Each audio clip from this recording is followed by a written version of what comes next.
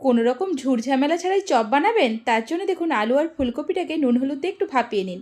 এইদিকে চলুন একটা ব্যাটার বানাই। তার জন্য দেখুন বেসন নিয়েছি, পরিমাণ মতো নুন হলুদ আর একটু খাবার সোডা দিয়ে জল দিয়ে একটা পুরো ব্যাটার বানান।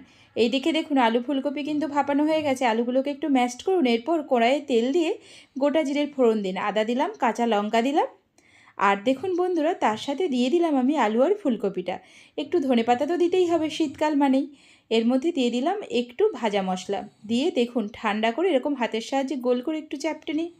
আর কি একটু চেপটে নিলেই রেডি হয়ে যাবে চপের পুর। ব্যাস, এরপর ব্যাটারে ডুবান আর তেলে চুবান, ব্যাস রেডি তো চপ। দেখুন কোনো ঝুরঝামেলা হলো কি?